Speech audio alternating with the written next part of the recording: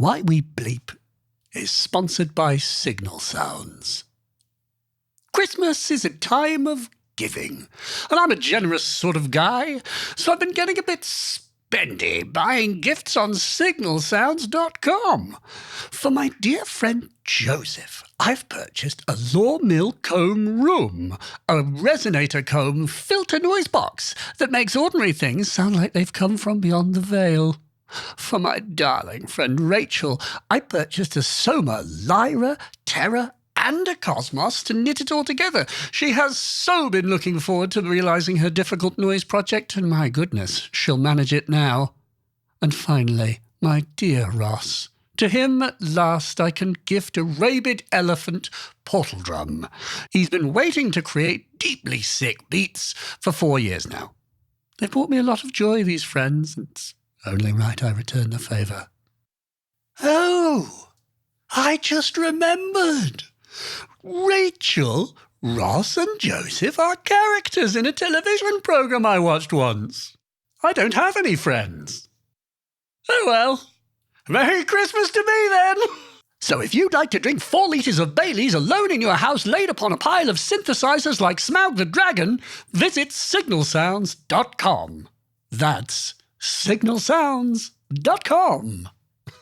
Why We Bleep is also sponsored by thonk.co.uk. Would you like to save money on gear and also enjoy the tremendous satisfaction of having built it yourself? Why, friend, navigate your mouse clickery to thonk.co.uk, whereupon ye shall find such joints as the Sebsong Sampler, a super simple hands-on 12-bit Eurorack module with a built-in microphone, and you can feed modular 9-level stuff into it too, and you can loop, pitch, mangle your recordings with faders and knobs in CV till your Eurorack-filled heart is deeply content.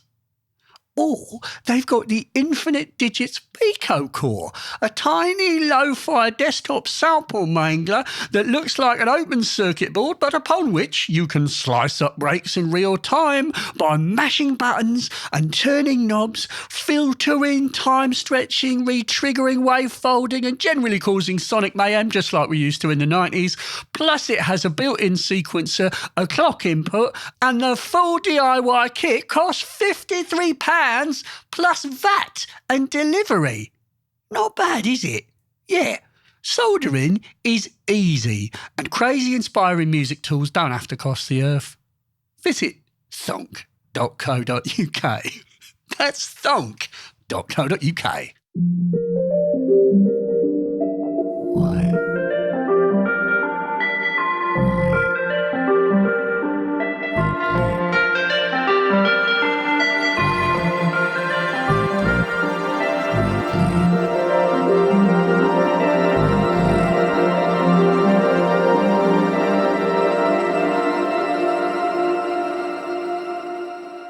Merry holidays to you.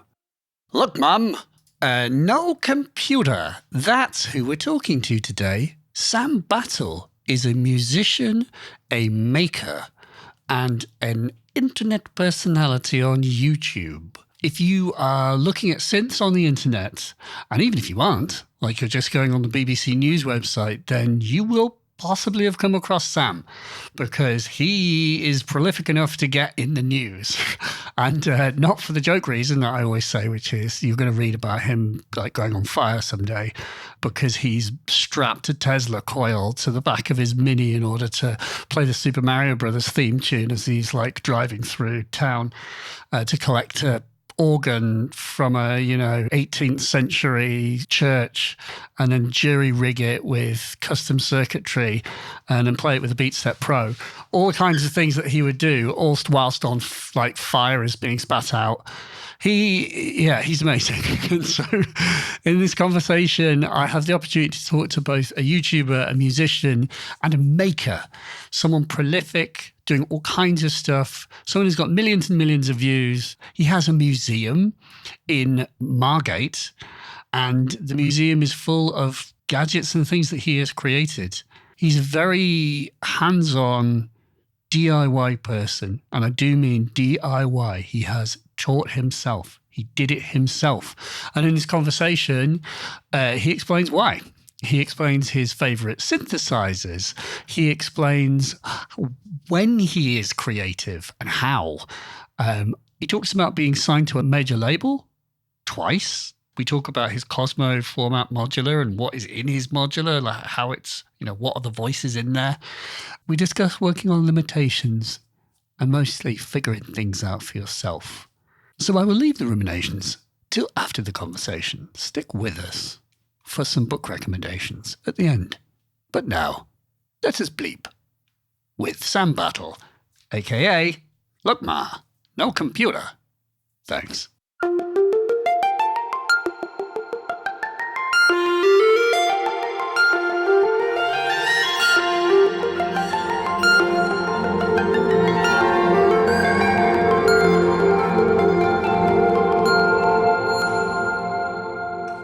What are you?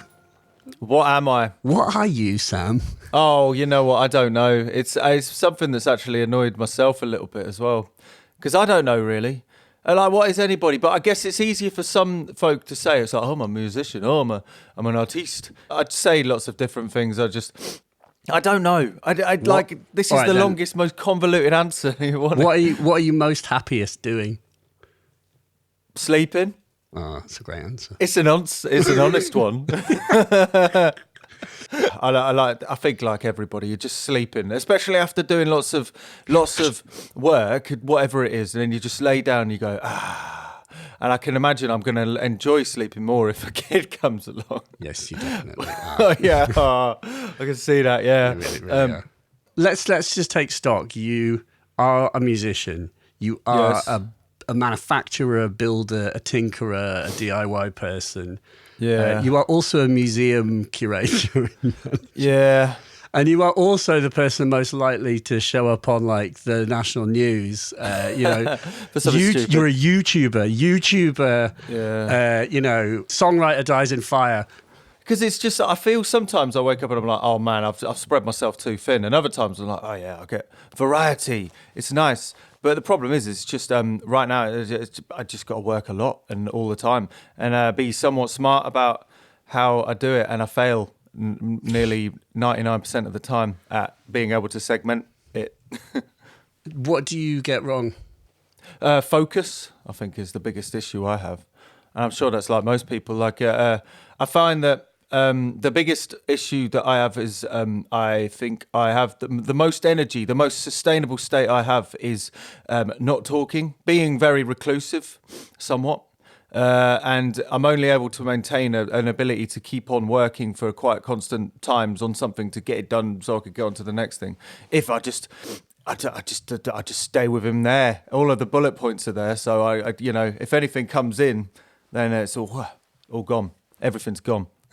So I put my phone in a box. Do you have like one of those lock boxes? No, but I'm pretty good at just. I found that if you just turn off your notifications, you don't pick it up. And I get some. My wife gets a little bit angry with that.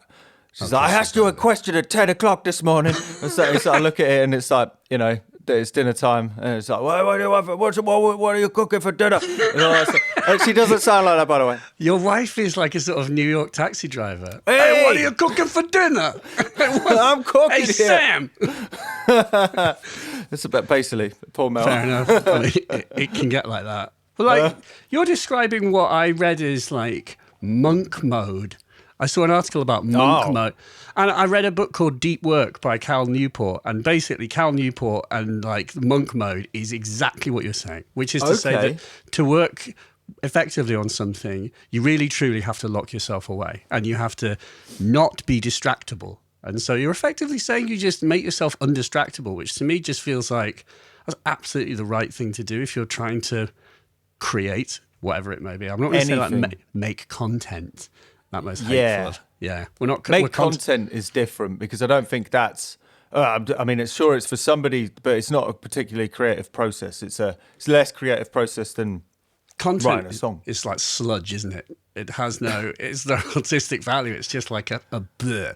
Whereas it's a means to communicate your trade, your processes, I guess. And for you, you're following your dreams, it seems like. I was going to ask you, where on God's green earth do you conceive your projects? And like, by which I mean like your DIY ones. I mean like your organ, a Furby or like organ, like these kinds of like the things that you are known for.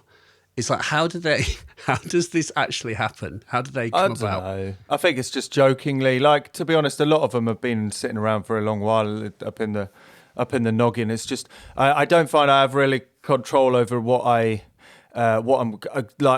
gonna build because of the focus issue. I will get obsessed by one thing and then just do that that way. Like, lock myself off and do that, but it's just I don't know where it comes from. Just one moment you're like, yeah, I'm gonna do that, we're gonna build that. Sometimes it's different. Like, I remember making a modular singing bass, like on a modular synth from a meme on the internet. I can't remember who shared it or made it, and I was like, that's funny.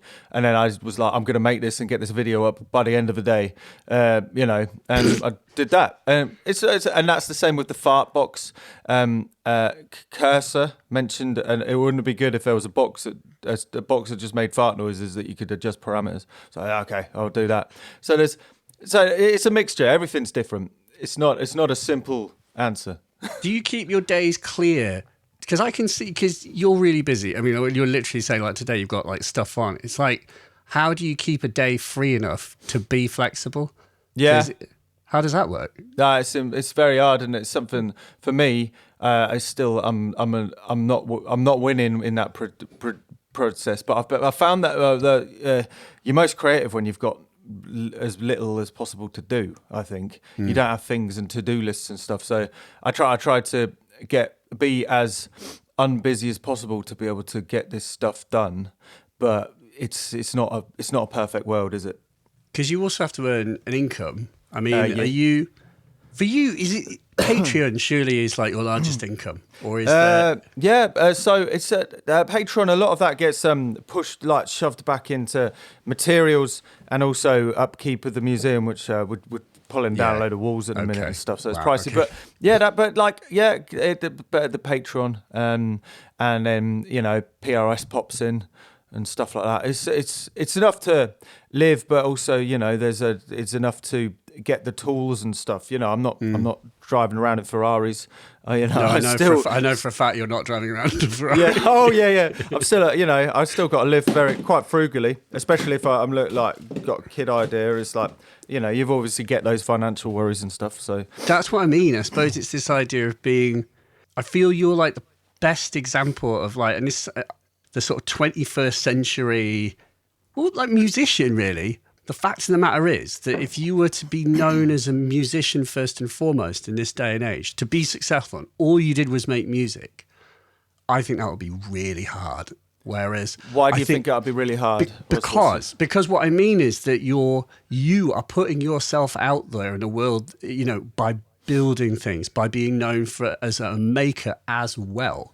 And the notoriety that you get from your personality, from the visual toys and silly things, but that have like a real purpose and that you really want to make.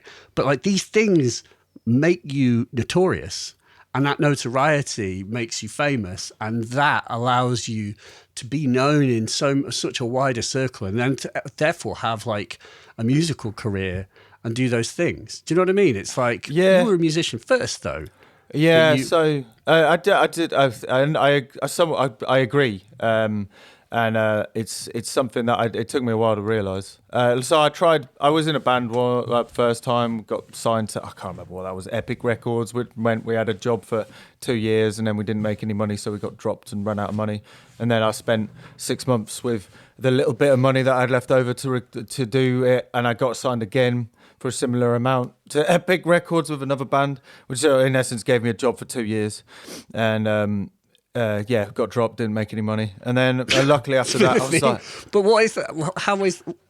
I mean, that is a very difficult thing to encapsulate, but can you say more about that? Like, what is that experience like? That experience is awful. Awful. I would not recommend anybody pursuing, getting... It's just the wrong way of doing it is starting off then trying to get a record deal, it is just you're 9 in 10 times you'll get to the end of the term and get be back where you started. Isn't it right that my like rudimentary layman's understanding is you basically end up owing them money pretty much, it seems. Sort of, but not really. I mean, I never got into a situation like that, but you spend your advance, you get done. But the thing is the way it's set up. Well, the ones that was like you pay off if you make money with what you've made for them, then the first chunk of that is paying off the advance. Yes. But yes. if that doesn't get made, it's with the record. It's like it's the recording, it's not the song. So you could really use the song, but re-record it if you wanted. But it's just, I mean, they were shit. We were in, like, the first one was a dodgy ass band. I don't want to say the name because it's really embarrassing, but you'll find it, I'm sure, on the internet. And then the next one was called Zebra, and that was like another band, and I sung and did songwriting for it. And then after that, that's when I discovered synths really in that one, and I was building them all. And then actually, to be honest, there was a meeting. It's funny because these people in the record labels, like, I don't know whether they know what they're doing, but it's fine. If you're working at a record label, I'm sure you know what you're doing. But just if you're a musician, just don't try and get a record deal straight off the pop, because your creative ideas and what you want to do is out the window, and it gets replaced with something that I don't think really works. Unless you're very lucky. This is them like coming to you and saying like, Sam, we really think you need to be a bit like, Yeah, it's like, we're going to get a design, a studio, an outfit designer, all that stuff. And then you end up looking like a clown. And, it gets to that point. It's just, you lose all authenticity. And the only thing you get is a financial security for a year or two. Yeah, and for 2 years. Yeah, maybe 3 years. I can't remember exactly the on and offs of it. But I was lucky enough the second time along, I wrote a couple of songs with other people at that time, and they were kind of they helped pay for the next year when I was just like trying to figure out what the fudge to do. And there was a point where I put all of my synthesizers in the corner. I was like, I'm just going to play acoustic guitar. That lasted 2 months. I pursued that for 2 months, and then I was like, this ain't working. And then I tried, and then I started doing videos. There you go. Why did you start doing videos? Well, this is what I forgot. So they told me, the second record label thing, I showed them I was really embarrassed of my hobby somewhat, because it's not like cool, and they were like, you got to be cool and shit, like wear leather jackets. So I was like, I'm not showing them this, but I showed them once, and I was like, whoa, what is that? You should make a Tumblr page for what you do. I was like, okay, I'll make a Tumblr page, and I called it the museum name, and then they were like, you should make a zine. I swear there's like a copy and paste of what they suggest to all bands. But I was like, okay, I'll make a zine, and it was called Look Mum No Computer. I thought that'd be cool. It was just about how to make things. But yeah, and then after that, I was like, maybe I should do videos about what I did the zine on, because maybe people will be interested. And sorry, I did try to do YouTube about in 2011 as well, and that didn't work at all. So I sort of figured it out a little bit before then. So do you mean as in you did YouTube but did not get the views? Yeah, I did. Yeah. Tried 2 iterations of channels. Like, I'm sure you probably did. At some point, like you do a try it, and it just doesn't work. You do like 5 or 6 videos, and it's just like, oh no, and this is hard.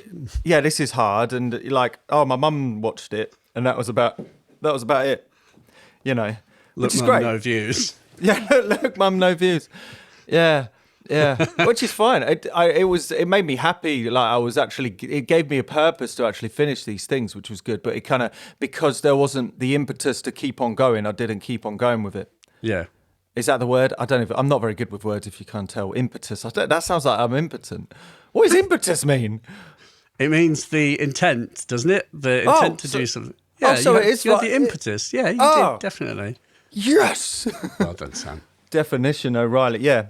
So hang on, there was a little bit in there, what you just said, you were like, and then I was building synths on 2 levels. How did you learn to do that, and how does one learn to do that? So I'm trying to remember how I started. When I was at school, I had an acoustic guitar. I was playing live. Like I think all of the initial problems spanned. Well, most of them do, until I was like, I should make some novelty things for funny videos. But like they all spanned from technical issues that I had playing live. Like the first one was like, I'm playing an acoustic guitar. I've got an electronic backing track. It was pretty awful, like this project I had. I was like, acoustic guitar, but the problem is the backing track starts halfway through the song, and whilst I'm playing, so I was like, oh, what do I do? So I made a foot pedal. It was basically out of a MIDI keyboard. I didn't even know what a MIDI keyboard was at the time. This was 2005, 4. So I was looking around for a bloody MIDI foot pedal. I couldn't find one. So I just decided, I'll figure it out and make one. And then after that, the next one was like an effects pedal, a distortion that turned out. And then put it down for a bit, and then I picked up Game Boys because of chiptune. I was like, oh, this is cool, the idea of people dancing around on stage with Game Boys. So I modified those, which was a bit more learning of it. Then I discovered circuit bending, which was messing with toys. That was fun. And then after that, I discovered synthesizers, which I didn't realize. I thought that synthesizers were just like the things that were on Logic. I didn't realize, I had no idea that there was real versions of these things. Yeah. Blew my mind. I was like, what? There's a version of analog, GarageBand analog mono, but in real life. I insert Korg MS-10, and then I bought a broken one and fixed it. And after that, it was just like, oh, well, you can. They've got patch bay. I could probably search up and build something that was sort of like the circuit bent toy, but it makes an oscillator, and then you got 2 oscillators on a Korg MS-10. So that's just and then it progressed from there really. Now I tried building an MS-20. Sorry? How did that go? Oh, it went. It looks cool, but it never really worked very well. It's just a DIY MS-20. But do you teach yourself? What did you say? Well, I was going to say, like, were you using the internet or were you using books? I mean, this is 2004, but we obviously didn't have the internet then. This was the Korg MS-10 discovery kind of thing was probably 2012, so it was about 10 years ago. So it was still it was YouTube and it was forums mainly, and the amazing websites like Music from Outer Space, things like that. And the make. There was they had a really good electronic series and stuff like that. The early years of YouTube. It's not even the early years. When did YouTube get? 2005 is when it kicked off, but it wasn't big then, obviously. Yeah. Do you remember when, like, I was amazed, like, when Chocolate Rain, and we were looking at the views, it's like, oh my God, it's going up 1,000 every minute. It's just hit 1 million. Like, I mean, that's crazy views for anything in niches that we do. But, like, just the idea of a viral thing just being at 1 million on YouTube seems crazy, doesn't it? Seems quaint, doesn't it? I mean, even now, I'm like, where are all these people coming from? You have to wonder. But, like, YouTube is like the number 2 search engine, isn't it? Isn't that what is they say? It? Believe so. It blows my mind how YouTube even works. But anyway, hang on. I want to if you'd start again though, what would you do to teach yourself? Would you do the same thing, or is there a better way? It might be. There's all different ways for different people, I think. But for me, I think I would keep it somewhat similar, if I'm honest. I'd never really. I went to university for 6 months to do chemistry, and look where I ended up. So I think it might have, if I went to study it in a proper faculty like electronics, I don't think I would be doing what I do. I'd be treating it a lot more. I don't know. I think I would have not. I'm too stupid. I don't think I would have passed academically. My brain doesn't work. But yet you can build these things. How much trial and error is in them? And how much do It's all trial and error. I mean, it's just the thing. It's like, what you're doing, you're designing, like, you're organ stuff. You're like, you designing little custom circuits, like a little PCB, and you're like, there you go, this will work for this. And yeah, to me, it feels very. It just feels advanced. That feels like you. Yeah. But I look at other. It's all on a tray on a spectrum, isn't it? Because I look at other things and it's like, that's advanced because you don't. I think it's just a certain specific avenue of electronics. So lucky enough with analog synths and stuff, like the circuits, if you stick them with analog, it's just a lot of it's very similar. Like inside a modular synth, an analog modular synth is a modular electronic circuit. So like it's basically just a bunch of modules connected together in different interesting ways. But you've got the same circuits quite a lot of time. Like a voltage controlled amplifier is basically the same as a filter, but without a role like a capacitor in the transconductance, operational transconductance in the voltage controlled resistor. and things like that. And an oscillator, what you could do, it's basically the same as both of those as well. They're all integrators in a way. So it's just chopping. It's like playing Meccano, but with electronics. It makes sense. Yeah. When you say it like that. But what, sorry? Yeah, no, it's just trial and error. And that's the thing. When you get into a digital, because I find like coding magic, because I don't particularly understand it, but I can imagine it's pretty much, I could do it very simply, but I can imagine it's pretty much exactly the same. It's all modular thinking. It's like, if this A does B, then B must equal C. Yeah. It's like, I like the idea that it's just little modules. I guess a code, line of code is like a module. Yeah. So it's like modular inception. It's like a module inside a module inside a module. Like that new Bafako FX the Game Boy thing. Yeah, I felt really bad because I've got shit focus and I can only really focus. So they asked me to design one for one of those, and I just didn't. I just, some things I just I can't if I've got too much art, I can't do everything. It's annoying. I started designing a bit crusher, but then I found out that somebody else was designing a bit crusher and they were further along than me. And that was the point where it kind of like I just didn't get around to trying another circuit for it, which was a shame. I'm trying to think of what I would do if I would do one of those. Because how many of the, like, they're really little. Like, how many, how much can you really fit in that? Like, you've got distortions and bit crushers and filters and a delay. I can't, off the top of my head, I'm trying to remember the parameters that are in that. By the way, it's pretty good. It's a cool idea, and I'm glad somebody's finally done it, because people eke at the idea of having cartridges for things. So the first one, the number one great thing I think about it is, it's got a bread, and I think whether they bought it out or not yet is one you can make yourself. So you put your own circuits onto it, like a breadboard one. But also the other thing of having cartridges, like I think it's 2 CVs. It's got a bandpass filter inside it, things like that. It's got a bunch of utilities within the module, so you don't have to make all the circuit. Yeah. And so I reckon you could build. This is what I was thinking: is like, what can I make that has got, in essence, an audio input, 2 control voltages, I think, 2 parameter knob controls, and then an output. It's like, you are designing a circuit. It's very strict in its setup, but that's good. There's what's stopping like different, like, in guitars, different flavors of fuzz. Somebody could make 10 different transistor combinations in cartridges, and you could just try them all.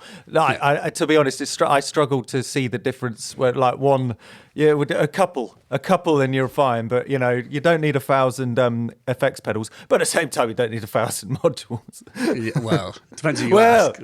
Sam, come on. Maybe you do. I was going to ask you, first synth, and what is your favourite synth? So, MS-10 was my first one, and I got to be honest, it showed me what a synth is, and I've just got used to that, and I've never found an interface that has beaten it. Yeah. For its simplicity and its expression. Like, it's like a guitar. There's not much going on, but it's got enough to be able to adequately express what you've got inside out.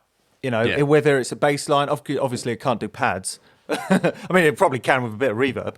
Yeah, but I just love the MS-10. In fact, I love it more than the MS-20 because there's less going on. There's less knobs, which I'm sure is, there's less parameters, which means it's just quicker to work with. Yeah. And also, strangely enough, and some people agree, and I think it's down to the to the mixer stage maybe, but it does sound more chonky than the MS-20.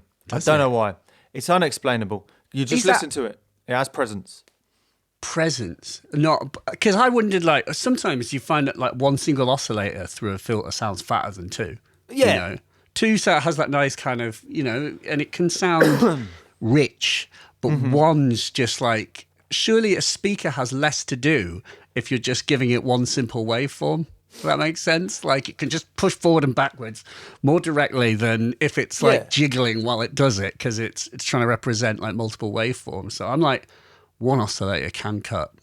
One oscillator is definitely, but you can say be the one. Has more presence. What do you mean by that?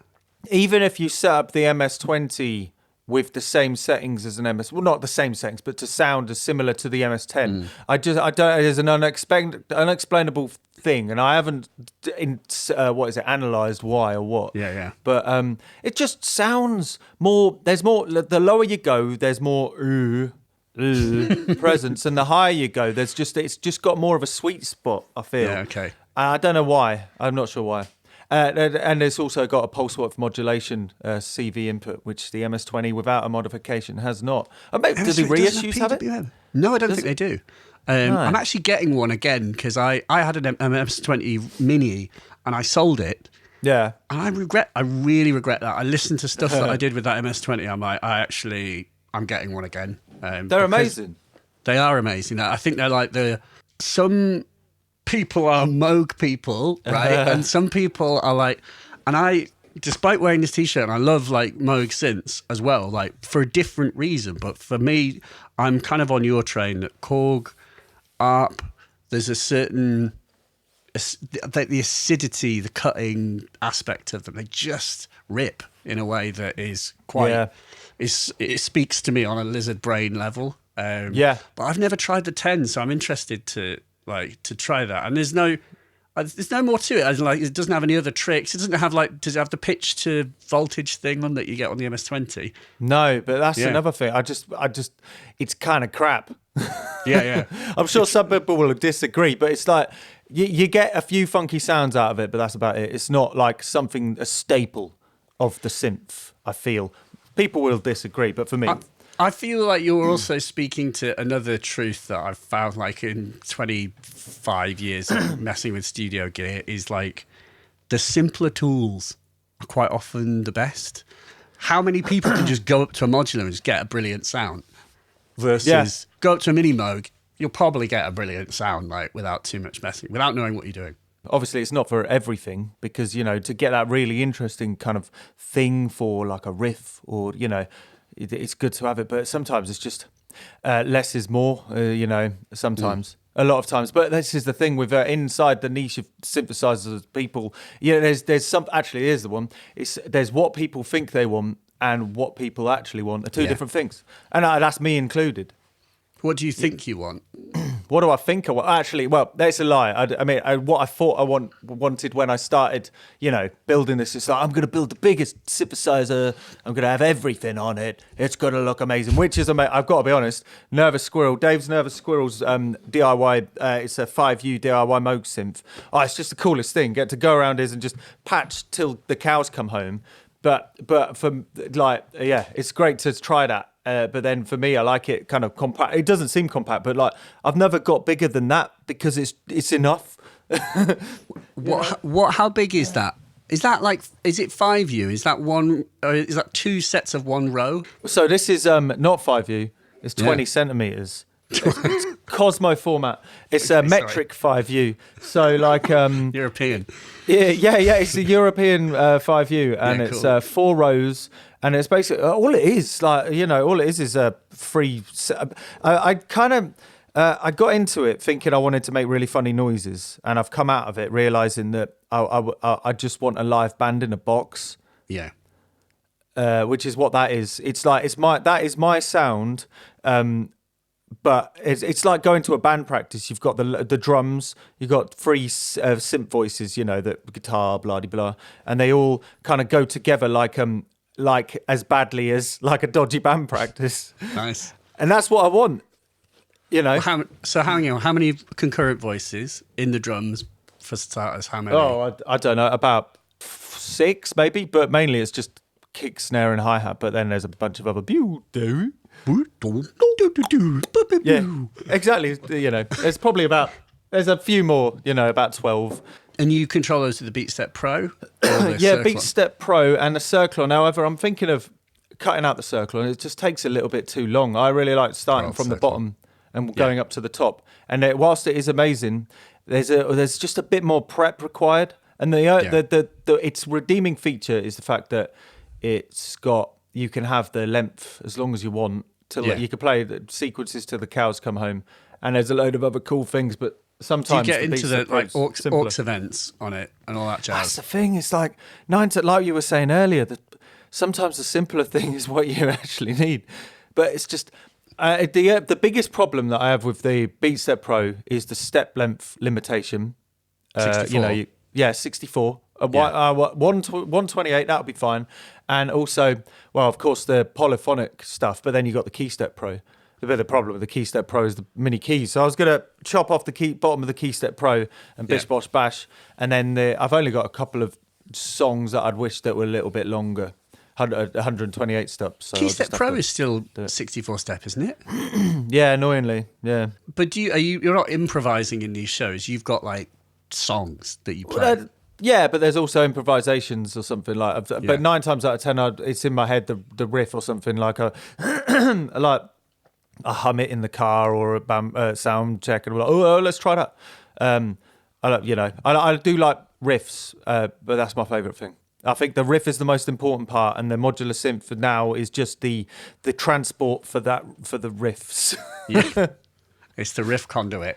Yeah, the conduit. The conduit. What are the other you said there were 3 voices. Yeah. What are they? Like, So how there's do you describe them? So the bottom one takes up the whole bottom row, and what that is 3 oscillators, a low pass filter, and then a bandpass filter, a dual bandpass. So it's got 2 in parallel. With a low and a high, so it means you could get 2 tones of it. But that's got a switch, so it's like an effects pedal, so you can switch it on and off. I think it's not enough. Not enough modules have just switches to bypass. Bypass, yeah. Bypass switch, and I know you get bypass switch modules with just switches, but like on the blooming thing is so much better because you can see it straight away. You flick it, boom, and then it goes to a valve distortion and a VCA, and then there's a delay with a on and off a bypass switch, and that's it. And then there's a monophonic synthesizer on the top with I think that's a Braids actually. Braids is pretty good because you flick it through to vowels. Yes. Filter, V-foff. and then and then a delay with the bypass switch and a reverb with a bypass switch, and then the other one's nearly exactly the same as that, and then there's a Furby at the end. What's the Furby bringing to the party? Well, the Furby just brings it bring it in every so often. He goes through a delay as well.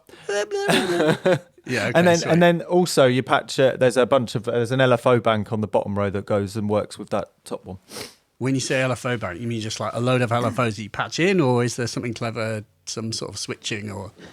They're basically all voltage controlled, but all the voltages talk to each other on the back of it. It's only nice. A quad one. It's based on the Electric Druid voltage controlled oscillator LFO chip. Yeah. Are your delays like PT delays? They've got 3 PT 2399s in. The only reason is because they do just an adequate enough job, and when you've got 3 of them in series, you can have the delays as long as you want. And and there's a way. A lot of them are using the example circuit, very similar to the example circuit that's in the datasheet of the PT2399, but you can get vastly superior sounds out of it if you kind of fiddle around with it. You do it in a drastically different way to what is described in the example. And some people do that. I wish I could remember the Eurorack modules that I've heard PT2399's done well. Well, I'm not saying it's done badly in the other ones. There's a classic to it. What the hell was that? There's a company that had 4 in cascading. Do you know? The one that springs to mind is the Bug brand one. And that might be the one in my head. Which is red. It's like a red box. It's not Eurorack though, but I just bring that up as an example of a particularly fantastic sounding PT based delay. Yeah, they're classic. And does it go into, when you go right down to the bottom, does it go? I can't remember, but they do. Obviously, they go complete like nonsense when they're like really long. But then, I think it's just filtered in a way that it just retains what's good about the murkiness, but without the kind of and the too much chaos. That's the thing about a PT2399. It's good. You don't really need anything more. You think in your head, it's like, oh, it'd be great if I could have a syncable feature to my delay. But it's very rarely the instance that that's actually useful. Like 9 times out of 10, an out of sync delay that isn't synced is way better than one in sync. So why go to the extra effort? Yeah, that's a thought. But, I'm sure somebody disagrees. which is fine. You're right. I think we're speaking to that whole thing of what people say they want and what they actually want. I would always, I mean, I know there's like that the Tip Top have a multifunction, the Z5000, like the new version of it doesn't have a clock input. And I remember like thinking, oh, really? You don't have a clock input for your like delays. Are you mad? Are you mad? What do you think? What bloody dimension do you think you're in? But then actually, I mean, you have a point, which is to say that like, I suppose if we think of our music as rock and roll, but like in the heat of a set, what you can overthink these things basically. And in fact, if you just want some chaotic kind of space to be padded around things, it's probably fine. I should just try it both ways. And the other thing I think I'm going to mention now because I will forget is this is what I think is a slight issue with actually trying to bring a product out, a musical product, like electronic music product, is you are catering, you're trying to sell to what people think they want. It's not what people actually want. And this is what I think is that there's a slight freedom to build into your own specification because you're actually chucking out the things that you think you want, that are being put on products, and potentially, you try and put as many features into it as possible to excite what people think they want. But in reality, they don't really need that much. And 9 times out of 10, that means that you end up with a slightly more cluttered interface because you're ended up with more things that you think you want, but you don't actually use. That's it. No, but it's very, very true. Feature creep is what you're like, the temptation to just add and add and add. Because you think it will make for a better product when in fact you are making your thing much more complicated to use and therefore less fun. Yeah, but it's just. But then there's the other side. If you make it really simple, then people might not want to buy it because they're like, "Oh, it hasn't got enough knobs," or it's, "Where's my 68 LFOs?" Exactly. Like it's what I found is like a universal truth in product design is it's piss easy to suggest new features, whereas the hardest thing is to say what should be removed from it. Yeah. What should be taken away, what can be taken away, and actually make it better.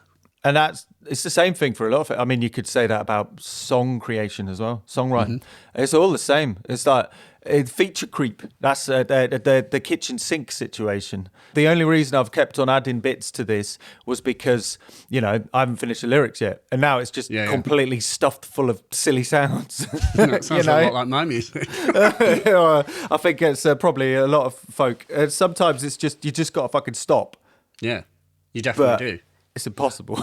That is also like, I've thought consciously that's the benefit of writing with a purely hardware setup, something like the Circlon, is the fact that if you are writing with pieces of gear in front of you, then you actually have to stop adding parts when you've run out of pieces of gear. Yeah, exactly. And that's a good thing about hardware limitations as well, is that, you haven't got the whole world at your doorstep, which you do in essence have. And that's the other thing. I've limited myself with that setup because it's like basically that. Think of it like Metallica, but a shitter sounding version. But the drums are more in time because with one synth you've got about 3 combinations of sounds, and then a bit of filtering here and there. But it always sounds very similar. That's my limitation that I've put on what I want to make personally. But it's James Hetfield, all that, and then a more in time Lars Ulrich. But it's not metal, it's electronic sounding. No, I think it makes complete sense. Do you record with that as well? Completely live, yeah. Most of the things that I record and do and stuff, and then a live takes and whatnot, I record into that. There's that. What's that? It's a bit fuzzy. It's the B word, X32. Oh yeah.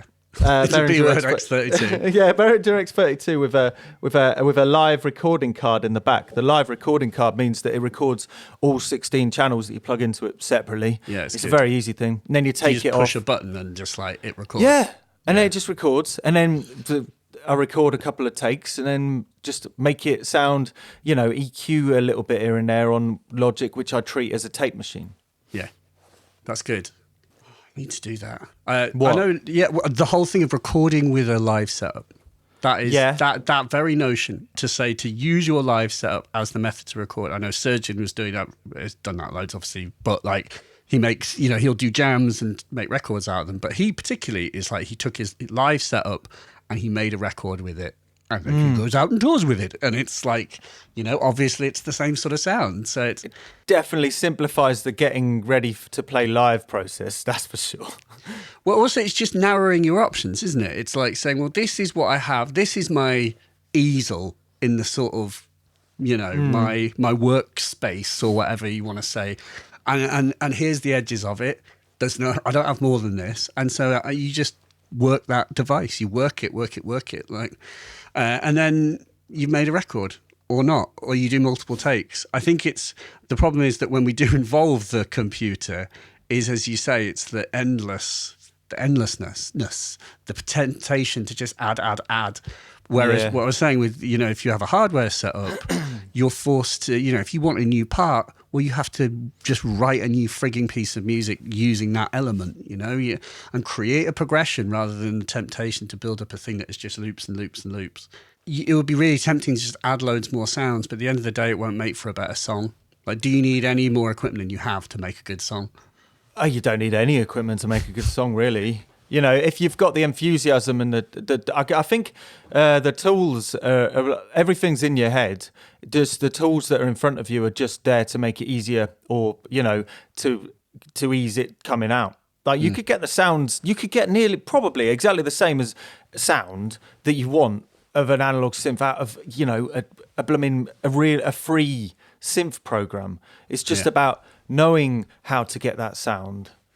And also bypassing your the feeling that you get when you get this I feel this real enthusiasm being stood up for starters. I can't do anything sat down because it just makes me feel all sluggish and I can't do it. I've sat down right now because if not, I'm like this on the camera. But there's something about being stood up with a synth that's kind of dusty. It's a little bit not perfect. You're fighting it in a little way, and that kind of makes you forget about the actual process of creating, and it pulls like the stuff comes out from the back of your head into the front of your head. It's about tricking it to come out the back into the front instead of thinking about it too much. It's much easier to do it with physical things, I find. To stand and to like get involved, as it were. Yeah. Also, then sitting going, right, what am I going to do? Let's look at my Excel spreadsheet of decibel frequencies.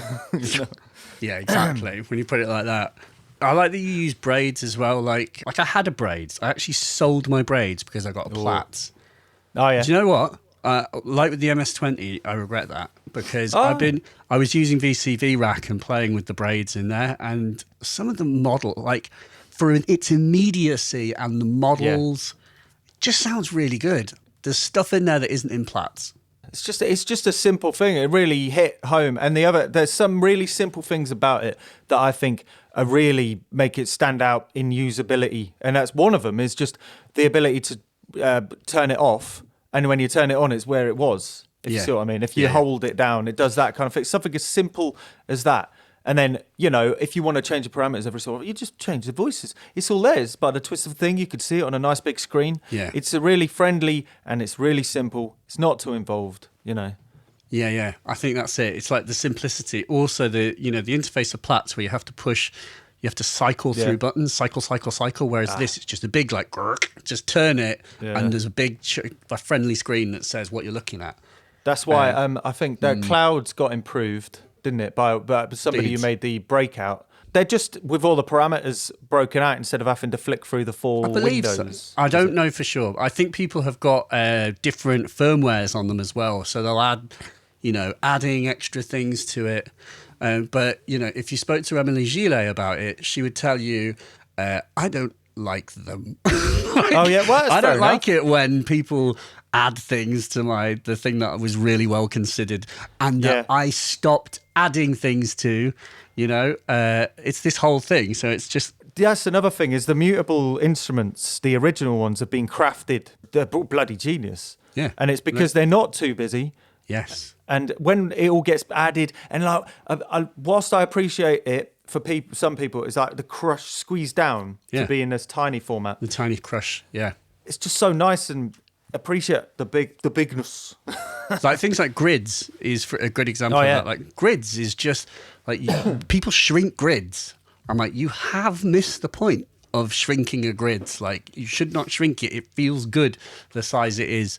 And obviously you're like, you are going the opposite way. Like, you're like, let's make this like massive European size. It speaks to that thing of what people think they want versus what people actually would enjoy using more. But I guess at the same time, there's an argument for that, where a lot of the people who have made these shrunken versions would be a very specific case for them because they've designed it and put it together without a real plan of selling it on and stuff. They haven't gone, I'm going to improve this product. Yeah. So, and they are obviously happy with the shrunk down version.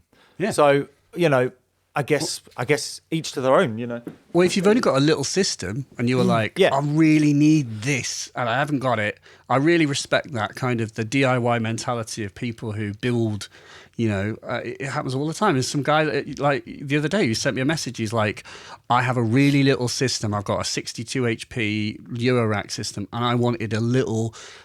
sample and hold, like a module that's basically like sample and holds that blends them together and makes riffs and stuff. And he built it and he made it and it's, it works. It's really good. And he's just like, that's interesting. Yeah, that kind of mentality, I think I really respect it. And it's what Who was that? Doing. Who was that? Some guy. Some guy. What some was this? Guy. At Machina? No, this was someone sent me a message on email and was like, I'd like you to check it out. So, I mean, I'll put a link to, if I can. It's someone making, I want this specific thing. And I really respect the people who have that DIY knowledge because to me, it feels like magic that you know how to do that. Yeah, I mean, I remember there was a time I find that a lot because I jump into a lot of things that I have no idea about. I found that doing videos about some idiot, me, i.e. me, not you, not anybody else, some idiot jumping into a weird thing without a clue and then sitting and going, right, if somebody else can figure this out, I can figure this out. And it's another thing like that. There's a barrier. It's a learning curve. It's like everything. There's a curve. It's just how steep is that curve? How steep is that curve? How steep is your curve? Do you feel you don't feel intimidated? Is the point though? You feel like no, I can do this if I just what? Yeah, there's a slight sense of intimidation. There is an intimidation aspect to it, but I think I'm just too stupid not to try it. Really, I've been around when I was a kid. My dad would take on whatever. It's like, I don't know, we need to redo the bathroom. It's like, but we, blooming out, how much do they charge? Well, let's figure it out ourselves. So, I sit with him. It's like, we need to fix the car. Well, change the brakes. Nobody do. Let's change the brakes. Let's figure it out. All that stuff is like, let's figure it out. We could, if somebody else could do it, we could do it. And if you do that enough, then you mess up less, because it's all the same after a while. It's all like, how to use tools, or everything shares. Whatever you learn in one aspect is cross. You can apply it to other things, everything, and then the more you learn, the more you apply it. It's a jack of all trades thing, So it's your dad. Is this where it comes from? Your dad? Maybe.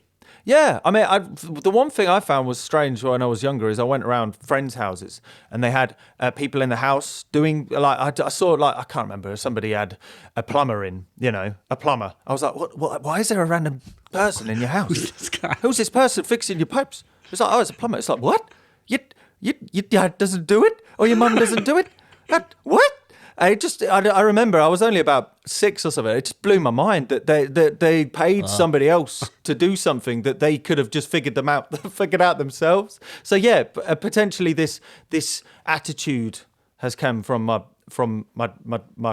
scrimping dad.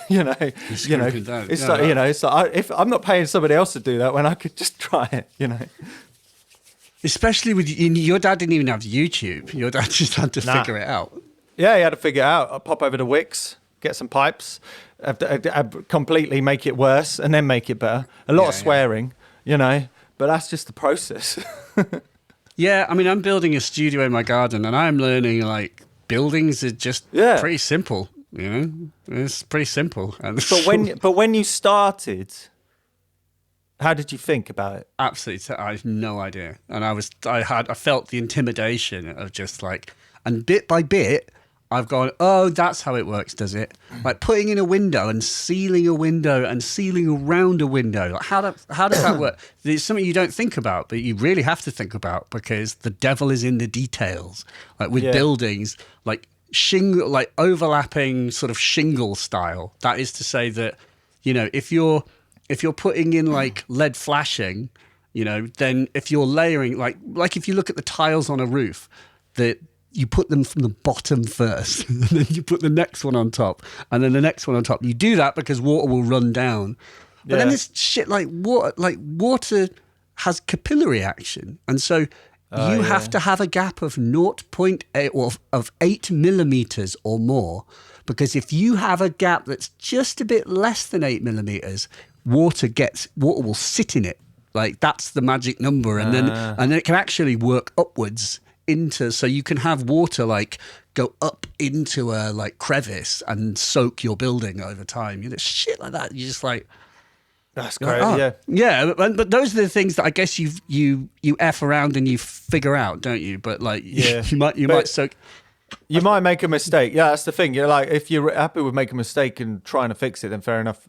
I think what's profound about that approach and your approach is this whole thing of, and I like to talk of like being a YouTuber and stuff as well. It's something that I get a lot. Is I'll get people, and I'll see on forums too, on like, you know, you go on Reddit and you see the questions.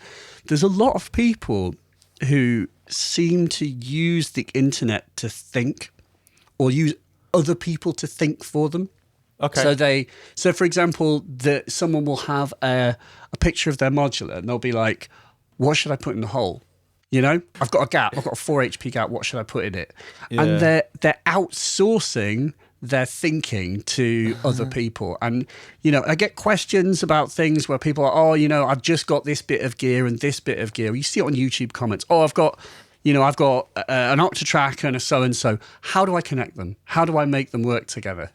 Yeah. You know, and what blows my mind is I came from a generation where I just didn't have YouTube to start with, and I had to F around and find out. And I believe that you have that same mentality that you somewhat, yeah. I mean, you taught yourself with, you know, these things, but I suppose it's the point that you should figure things out.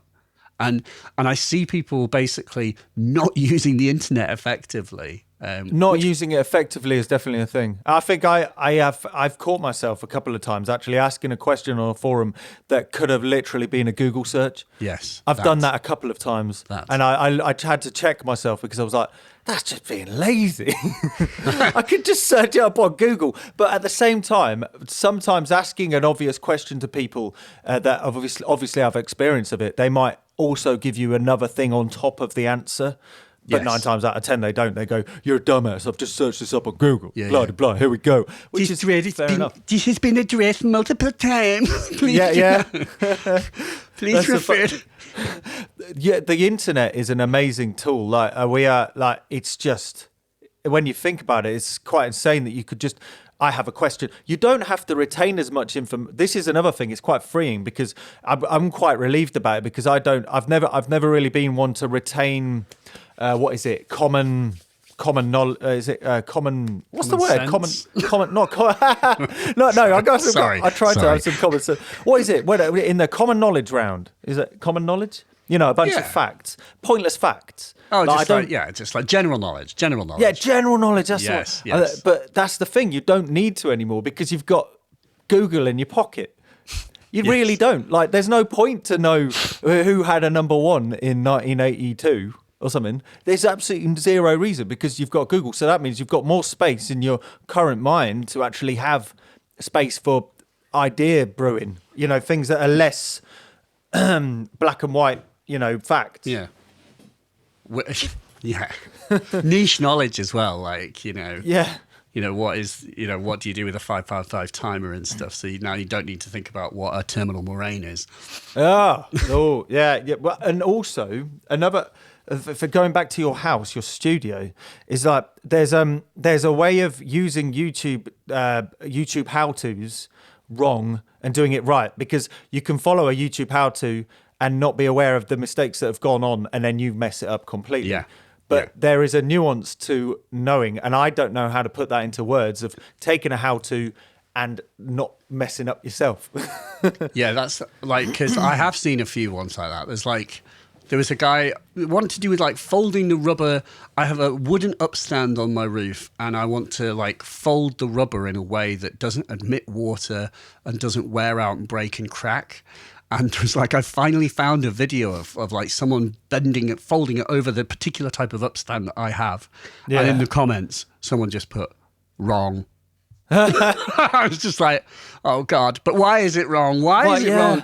Why did you not go on to explain what is wrong with it? Like, you know? But that's the thing, like that person who wrote wrong, it like hopefully the attitude as this comes along, maybe not even YouTube, just the resources there that the people who think it's wrong now feel and want to share. Annotate. Yes, you know? To share. Like, no, the way you would do it is, it's bad criticism just to be like wrong. You should actually say. And that's the point. Is like, I think someone did comment and was like, well, what is the right way, sir?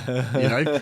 But yeah, being a YouTuber, I was going to ask you about that. That's something that I have to experience as well. I mean, it's a big topic. I suppose, like, how do you feel about it? And do you love it? And do you feel pressure from it?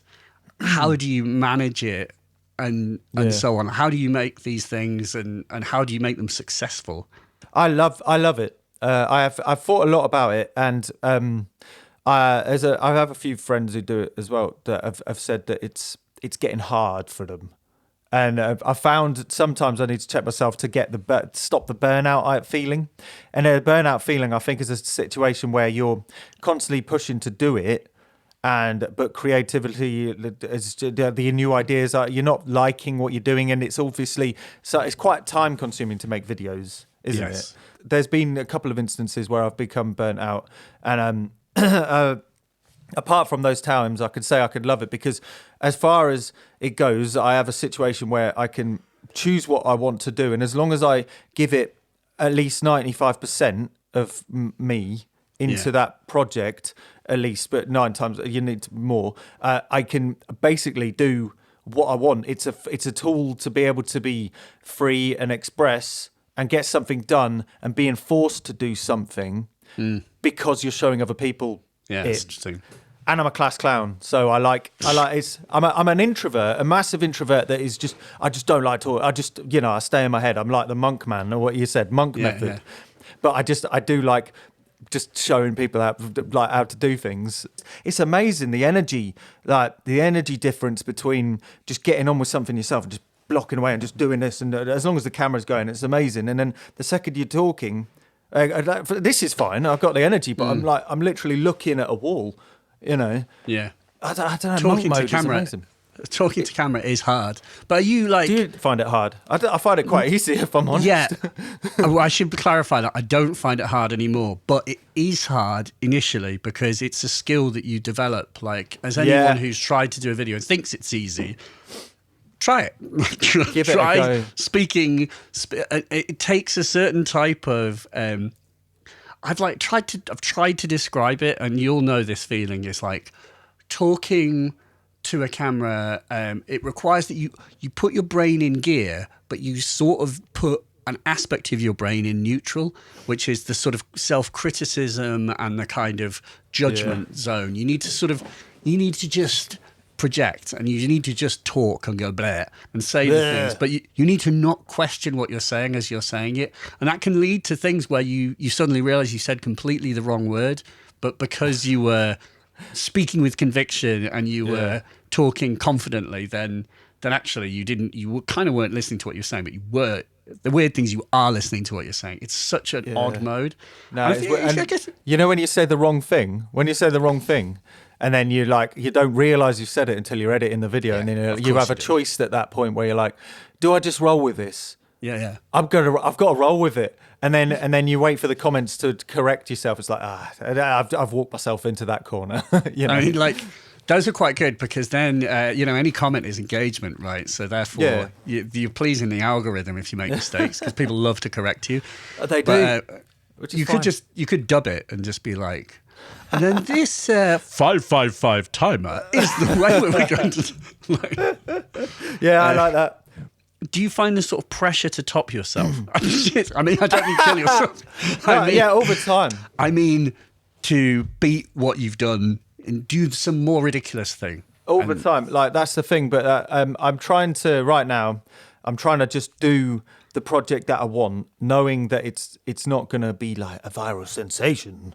But it's going to maintain it's maintaining the people who are interested in the videos, week in, week out kind of jobby. But which also sustains what I'm building anyway. And then when I feel like I really want to make something that's like proper silly, out there, then I'll do that. But it doesn't need to be every time. I get a chance to actually just sit and be like, I want to learn about this week and build that. That's good.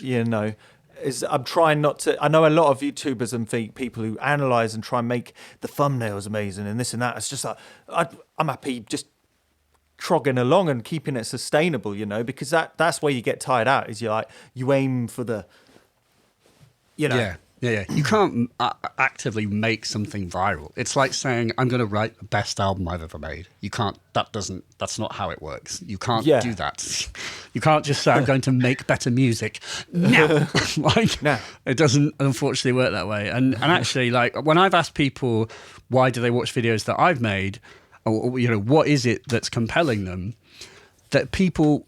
there are some different answers, but there's a thread, and one of the key thread is your passion.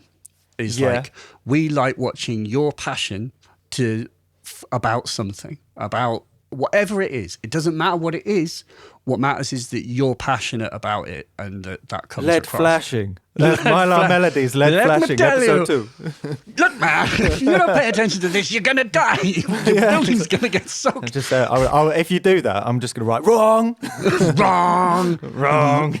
And then block anyone who tries to answer. Just delete any comment. I'll delete any comments of people trying to help. It's your passion, and that's definitely you're doing that. Like, you are following your passions. It is abundantly clear, and there's also there's a sort of pleasing chaos to it. It doesn't feel too well produced in that sense, and that therefore makes it genuine.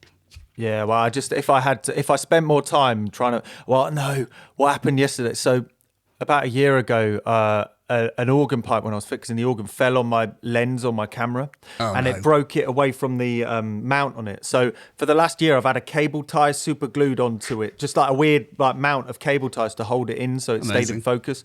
But yesterday, it finally broke. Man. So from now on, my videos are going to start looking better because I've been forced to buy a new lens. You've basically made one of those, those Lens Baby things that bend lenses. Have you seen those? Lens Baby. They're super cool, right? So the idea is that it takes it screws in, but it has a little flexible chamber, and by doing that, you basically create, I believe, you create a focused sort of strip in the thing, but the outsides of the strip are blurred, and that's how you create that tilt shift. It's a tilt shift thing. I'll have a look at that, but I'm scared because I'm trying to right now. I've forced your myself missus to will think. Definitely be into that. She will. Yeah. She's a she'll photographer, be all about. don't you? Yeah, indeed. She'll be all over it. Oh no, her birthday's coming up. Oh, there you go. I'll be like, oh, you don't want to use it? Oh, I'll use it then. Thank you. No, I'm joking. I was looking at. Have you seen that wet plate collodion photography as well? Yeah, that looks amazing. Where you get these incredible. I don't know if she's done that. So I know that she develops with I really want to try that. Yeah, give it a go. Her thing is what she's found is you don't actually need proper chemicals. You just need plants. Most plants do developing and stuff. I can't remember the chemicals, but most of them have the same chemicals in, and whenever it's got that, you can use it to develop the photo. So she doesn't use that stuff anymore, but she does. Yeah, but does the daguerreotypes. That's pretty cool. Daguerreotypes. Yeah, that's old. I don't really know much about it other than I know it's old. It's old. It's on silver plates, and then you're it looks cool, but you can only see it in one way. And then wet plate. Yeah, there's a lot of good things. Photography is really interesting. I got really into it when we started being together 10 years ago, and but then it's everything, you get obsessed by it for 6 months, then it goes off. The only constant I found is synth. The only constant is sympathy. The only EP. All right. Yeah. Then last question. What is the future of music technology? Oh! Look, Mum, no computer. What is the future? It's what people think they want. The future is what people think they want. That's not a future I want. That's the problem. It's like, I honestly think the future's just getting back to basics, but that's never going to happen. People are going to want VR. They're going to want, I don't know, stereo monitoring in their pants. You know, like having boxers that are also like wriggle around. I don't know. Give you socks that give you the feeling that there's sub coming through the floor. All that crap. You don't need it. We've got everything we need. You may have a point.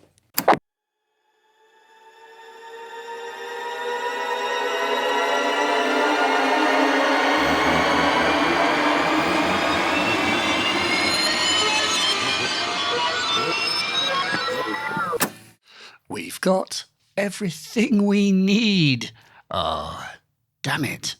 You're telling me that I just have to actually use this gear and learn how to use it better and limit myself so that I'm not constantly adding things and just actually focus on making music. He may have a point. I am thinking of his monk mode. That was profound to me, the fact that Sam, Look Mum New Computer, can come up with all these wacky things because he puts his phone in a box and just focuses on stuff when he's at work. It is very worth your time to read a book called Deep Work by Newport, which I mentioned. I would strongly recommend reading that, in fact, if you do work, because we live in an age of distractions. Perhaps you're using this podcast to distract yourself from something you should really rather be doing or should be doing. Well, it's a thing. And I really respect and I'm inspired by the fact that that's how he works, because he does a lot. He builds a lot of things. He does a lot of custom things. He's teaching himself skills. He works stuff out. And that takes no distractions. It takes no Facebook, no X, no Instagram, and maybe no faffing around on YouTube or pointed faffing on YouTube. I have to say that I think of all of the social poisons, it would be weird for me to not like YouTube. In fact, I love YouTube for its ability to teach us things. But it is important to be mindful of how we use it. Don't be distracted from the thing that you are going to use it to do. And it's something that Newport talks about. And he has a book called Digital Minimalism as well. That goes more into that subject if you're interested. So it talks about how to basically compartmentalize these things and to be mindful of the fact that social networks are designed to be slot machines for your mind. So if you go into them, they will try and arrest and take hold of your attention, because keeping you on the platform keeps them able to serve you ads. So it's important, if you go into them, you need to go with intentionality. That's what those books talk about. So Cal Newport's Digital Minimalism, and also, what was the other one? Oh no, I got distracted. Deep Work. Be distraction free.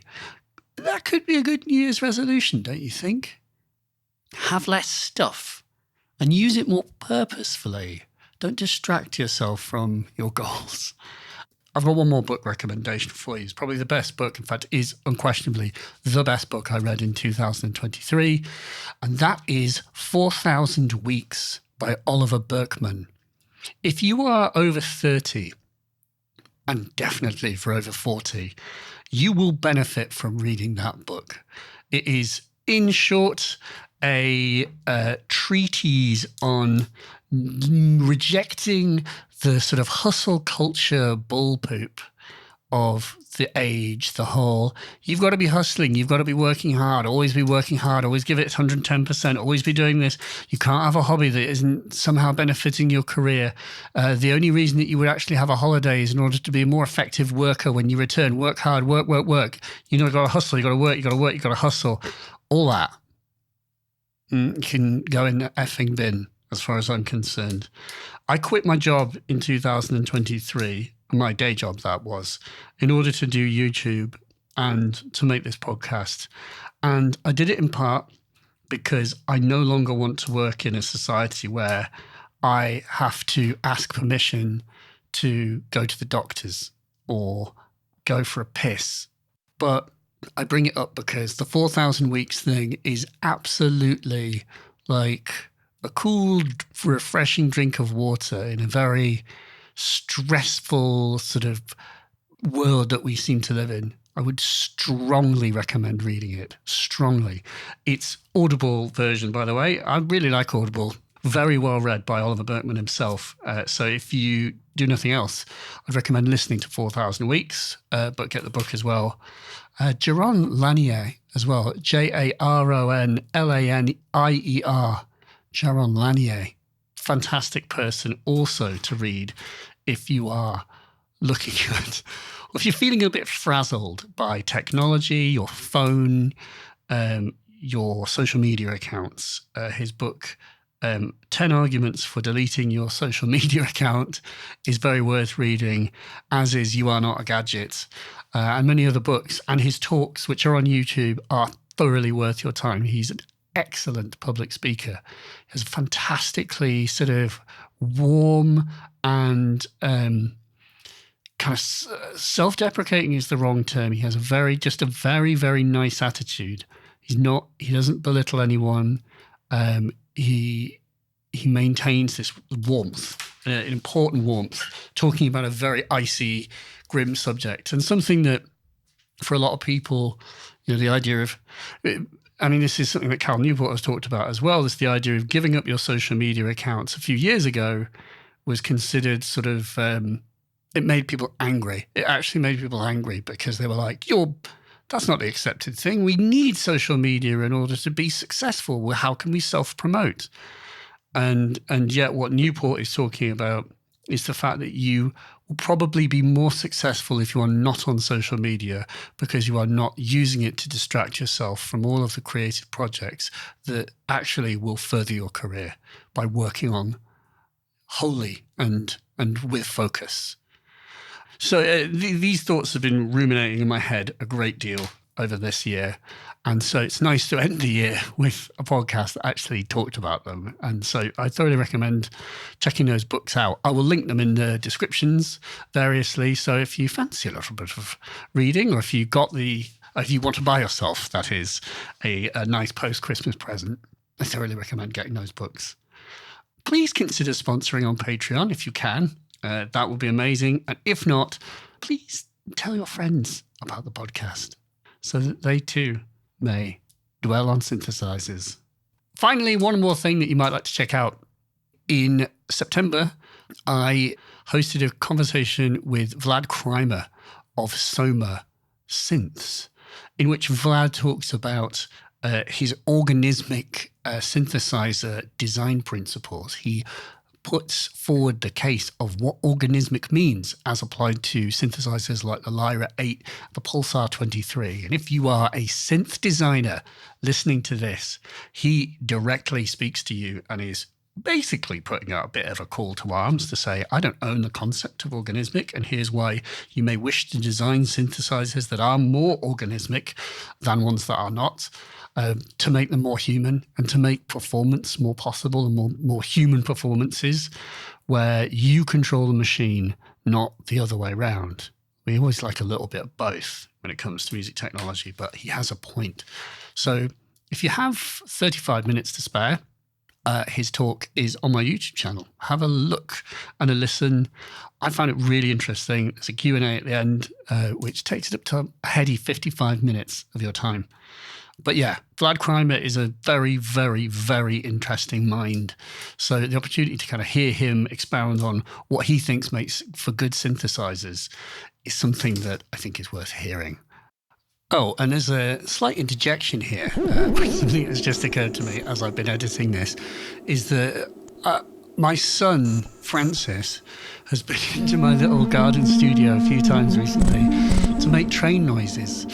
Which is to say that Francis plays the Lyra 8 and has a nice time just touching the plates, making adjustments and exploring it. And playing you some of the sounds that he has made.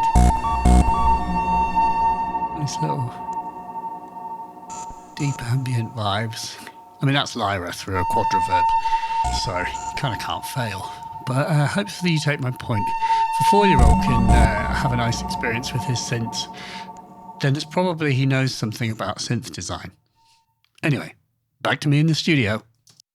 Good grief. Goodbye 2023. What a year it has been. Up and down globally, good God. But for you, I hope mostly up. I'll see you soon. And I hope you have a wonderful break if you get a break. And if not, look ahead to 2024 and all the fun things we can get up to. Thanks very much.